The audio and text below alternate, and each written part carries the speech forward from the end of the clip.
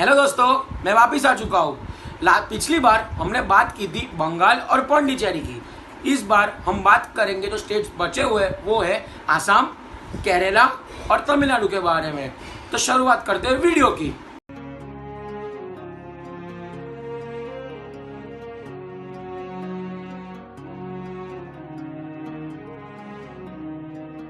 दोस्तों, हम पहले बात कर लेते हैं आसाम की। आसाम में टोटल 126 विधानसभा की सीटें हैं। पिछली बार एनडीए को 86 मिली थी, कांग्रेस को 26 और एआईयूडीएफ को 13 मिली थी। पिछली बार एनडीए ने जीतकर इतिहास रच दिया था, क्योंकि आज तक कभी भी उन्होंने अपनी सरकार बनाई नहीं थी। तो हम इस बार देखते हैं कि क्या वापस वो पावर में आ सकती है या फिर कांग्रेस इस बार क्या कुछ बदल सकती है। एनडीए में आती है बीजेपी, आसाम गण परिषद यानी एजीपी और बीडीपी, और सामने यूपीए में आते हैं कांग्रेस। और इस बार वहाँ की जो अदर में आती थी एआईयूडीएफ, उसने कांग्रेस के साथ हाथ मिला लिए।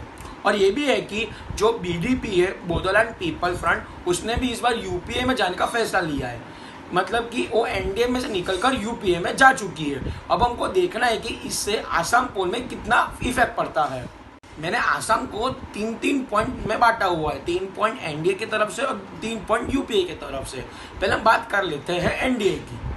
फर्स्ट पॉइंट, एनडीए ने वह डेवलपमेंट किया है। जैसे हम देख सकते हैं कि आसाम का जो इंफ्रास्ट्रक्चर है वो काफ़ी अच्छा हुआ है। जो पिछली सरकार थी, इस बार एनडीए ने इंफ्रास्ट्रक्चर में काफ़ी इन्वेस्ट किया है। जैसे वहाँ की जो सड़कें हैं वो काफ़ी सुधर गई है। और प्रधानमंत्री ग्राम सड़क योजना के तहत वह विलेज टू सिटी कनेक्टिविटी ज़्यादा बढ़ गई है। और वापस वहाँ की जो रोड की कनेक्टिविटी से इकोनॉमी को बहुत ही ज़्यादा बूस्ट मिला है। Second point, less violence. जब से बीजेपी आसाम में आई है, वहाँ वायोलेंस काफ़ी कम हो चुका है। हमने देखा है कि जब कांग्रेस पिछले 15 साल रूल कर रही थी, वह काफ़ी वायोलेंस हुआ था। और लेकिन बीजेपी के टेन्योर में एक वायलेंस बहुत मेजर था, वो था जब सीए पास हुआ था देश की संसद में, तब वह वायलेंस बहुत ही अलग ही पैमाने पे हुआ था। लेकिन अगर उसके वायलेंस को पिछले कांग्रेस के वजह से कंपेयर करें तो इतना नहीं होता। यानी कि देखा जाता है कि आसाम अब भी एक पीसफुल स्टेट की तरह उभर रहा है। Third point, Assam is one of the main exporter of T in India. हमने देखा है कि जब बीजेपी 2016 में आई थी तो उसने टी वर्कर्स पर बहुत ही बड़े नैरेटिव से उनको भरोसा जताया था कि उनको आएगी तो उनके जो वेजेस है यानी तनख्वाह है वो काफ़ी हद तक बढ़ा देगी।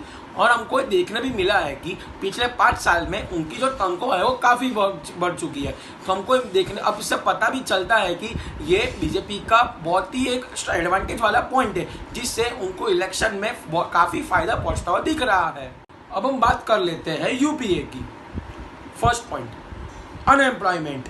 अनएम्प्लॉयमेंट बीजेपी के टेन्योर सबसे बड़ा मुद्दा नज़र आता हुआ देख रहा है। और ये आसाम में भी बहुत ही बड़ा मुद्दा है, क्योंकि जब 2016 में जब बीजेपी सरकार आई थी, उससे अभी 5 साल में हम देखते हैं कि अभी अनएम्प्लॉयमेंट काफ़ी ज़्यादा है और आसाम की अनएम्प्लॉयमेंट देश भर से भी ज़्यादा है। तो मुझे लगता है कि यूपीए ने इस पर काफ़ी ज़्यादा जोर दिया है कि इस इलेक्शंस में, और ये इनका सबसे स्ट्रॉन्गेस्ट पॉइंट है इस बार के इलेक्शन जीतने के। Second point, a grand alliance. पिछली बार 2016 में कांग्रेस और एआईयूडीएफ ने दोनों ने अलग लड़ा था, लेकिन इस बार दोनों ने साथ में ये तय किया है कि एक साथ लड़कर बीजेपी को हराना है। और पिछली बार जब बीजेपी और कांग्रेस और ये तीनों अलग लड़े थे, जो तीनों के वोट शेयर थे, जैसे कि बीजेपी का 41.60% था और कांग्रेस का था 40.06 और एडीयूएफ का था 7%। अगर ये दोनों मिल जाते हैं तो इससे बीजेपी का वोट शेयर घट सकता है। तीसरा point, local anti incumbency.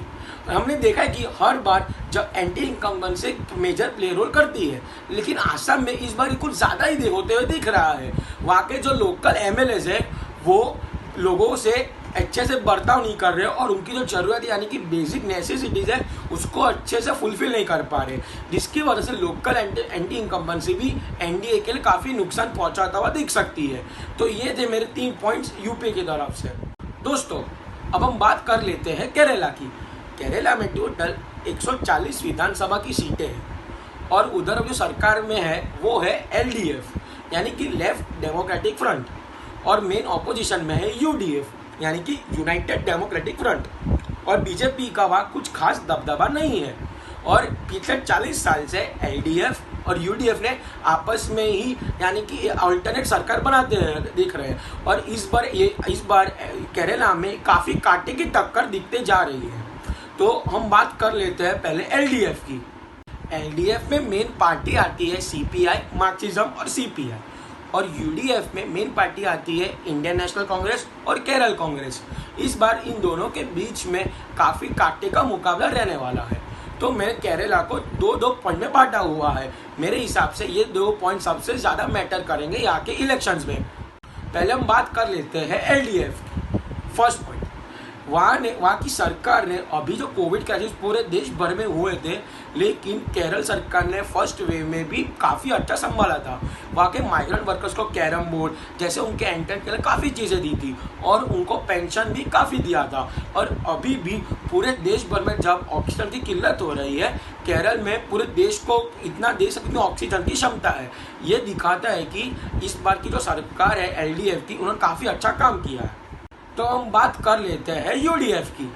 First point, corruption and radicalisation. ये सरकार में बहुत ही बार आरोप लगा हुआ है कि यार ये करप्ट सरकार है। जैसे बहुत सारे उन्होंने करप्शन किए, जैसे गोल्ड फिशरी स्कैम था उनका, जो वन ऑफ द मेन था करप्शन का। और रेडिकलाइजेशन देखते हैं कि अब जम्मू कश्मीर के बाद केरल में सबसे ज़्यादा रेडिकलाइजेशन होता है। इसका मतलब है कि दोस्तों सबसे ज़्यादा यूथ को टेररिज्म की तरफ खींचा जाता है। Second point, Lok Sabha election result 2019। Kerala में टोटल 20 लोकसभा की सीटें हैं और पिछली बार यूडीएफ यानी कि कांग्रेस और केरल कांग्रेस ने मिलकर 19 सीटें पर जीत हासिल की थी। इसका मतलब यहाँ अभी शायद कांग्रेस को एक अपर हैंड है, क्योंकि यहाँ के इस बार सब लोग कह रहे हैं और एग्जिट पोल का मानना ये भी है कि इस बार राहुल गांधी उधर के स्टार कैंपेनर है। मेरे हिसाब से ये इनका स्ट्रॉन्गेस्ट पॉइंट है, क्योंकि 20 में से 19 लोकसभा जीतने का मतलब है कि 140 में से उनको काफ़ी हासिल बढ़त हो सकती है। इस बार केरला में एलडीएफ की तरफ से सीएम कैंडिडेट है, जो हाल ही में उनके सीएम है, वो है पिनारी विजयन। और यूडीएफ की तरफ से है ओमन चांदी और बीजेपी की तरफ से है ई श्रीधरन। अब हम बात कर लेते हैं बीजेपी की केरला में। बीजेपी ने इतना भी अपना साउथ में यानी कि केरल में अपना डोमिनेंस क्रिएट नहीं किया है, क्योंकि वो एक फुल्ली एजुकेटेड स्टेट है। और बीजेपी जब मेनली रूल करती है, जो मेन बड़े बड़े स्टेट्स है, वहाँ उनकी सेंटर से सब्सिडीज चलती है और वहाँ के लोग इतने एजुकेट भी नहीं है। और लोगों को पता है कि जैसे बीजेपी के टेन्योर में अनएम्प्लॉयमेंट बहुत ही बड़ा मेन इशू है, इसकी वजह से केरल के लोग बीजेपी ज़्यादा फेवर नहीं करते। इसलिए इस इलेक्शन में भी बीजेपी ऐसा कोई खास ऐसे इम्पैक्ट नहीं कर सकती है। अब हम बात कर लेते हैं जो आखिरी स्टेट बचा है, वो है तमिलनाडु। दोस्तों तमिलनाडु में टोटल 234 विधानसभा की सीटें हैं। पिछली बार 2016 में 232 सीट पर इलेक्शन लड़ा गया था और एआईडीएमके ने भारी बहुमत यानी कि 135 सीट जीत कर हासिल की थी। और उसके जो सामने थी सीट डीएमके और कांग्रेस दोनों मिलकर की थी, उन्होंने हासिल की थी 88 सीट। इस बार ऐसा लगता है कि डीएमके वापस सरकार में आ जाएगी।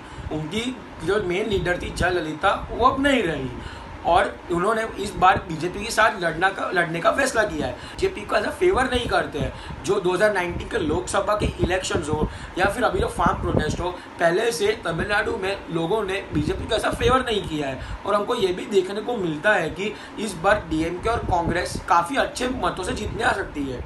और हमको भी देखने ये भी मिलता है कि अभी जो देश भर में कोविड के क्राइसिस चल रहे हैं, उसमें सबसे ज़्यादा सदर्न स्टेट्स और उसमें से तमिलनाडु में लोग बीजेपी से नाखुश होते हुए दिख रहा है। और दूसरा ये भी है कि जब 2 साल पहले 2019 के लोकसभा के इलेक्शंस में 40 में से 38 सीट्स डीएमके और कांग्रेस साथ में जीत कर जीती थी। इसका यह मतलब है कि वह अभी पूरी तरह से बदलाव की भावना है। अब हमको ये दूसरी में को पता चलेगा कि क्या होने वाला है। इस बार तमिलनाडु में एनडीए की तरफ से है एडप्पाडी के पलनीस्वामी और डीएमके की तरफ से है एम.के. स्टालिन। दोस्तों अभी हम बात कर रहे हैं तीसरा फ्रंट है यानी कि कमल हसन है, लेकिन वो इतना मेन रोल नहीं करेंगे। उनकी पार्टी जरूर इलेक्शन लड़ रही है, लेकिन वो बहुत ही कम सीटों पर। दोस्तों अभी मैं बात करता हूँ मेरे ओपिनियन की। मेरे जैसा आपको जो आर्टिकल न्यूज़पेपर्स और लोगों की तरफ से बोला हुआ वो है। अब मैं बात करता हूँ मेरे खुद की। तो हम पहले बात कर लेते हैं आसाम की। आसाम में बीजेपी को अच्छी सीटें आई थी, लेकिन इस बार उनकी मेजोरिटी गिरती हुई दिख रही है। ये क्योंकि उधर सीए भी था और कोविड केसेस भी चल रहे हैं, इससे लोग नाखुश होते हुए दिख रहे हैं। बीजेपी को 126 में से 86 आई थी, और जो मेजोरिटी का होता है 64 सीट्स होती है, बीजेपी को उसके आजू बाजू ही आएगी। मेरे हिसाब से बीजेपी सरकार जरूर बनाएगी आसाम में, लेकिन उनको सीटें पिछली बार से कम आएंगी। अब हम बात कर लेते हैं केरला की। केरला में दोस्तों मैं कुछ भी नहीं कह सकता, क्योंकि मुझे खुद भी पता नहीं कि कौन सरकार में आएगा। उधर एकदम कांटे की टक्कर है, तो इसके लिए मैं किसी को भी फेवर नहीं करूँगा। तो आखिरी सीट जो बचा है वो है तमिलनाडु की। तमिलनाडु में श्योरली मुझे लगता है कि डीएमके जरूर सरकार में आके भारी बहुमत से आएगी, और बीजेपी और एआईडीएमके बहुत ही बुरी तरह से हारेगी। मुझे लगता है यूँ है कि क्योंकि तमिलनाडु में लोग बीजेपी से खुश नहीं है, क्योंकि वो सेंटर में भी है और अभी साथ में भी लड़ रहे हैं। तो मेरे हिसाब से डीएमके ज़रूर जीतेगी, और ये कांग्रेस के लिए काफ़ी अच्छा होगा कि वो सदन में वापस अपनी वापसी कर रहे हैं। दोस्तों अभी मैंने आपसे बात की थी सारे स्टेट्स की जो इलेक्शन हुए थे। पहले मैंने लास्ट वीडियो में बात की थी बंगाल और पौंडीचेरी की, इसमें मैंने बात की थी आसाम, केरला और तमिलनाडु की।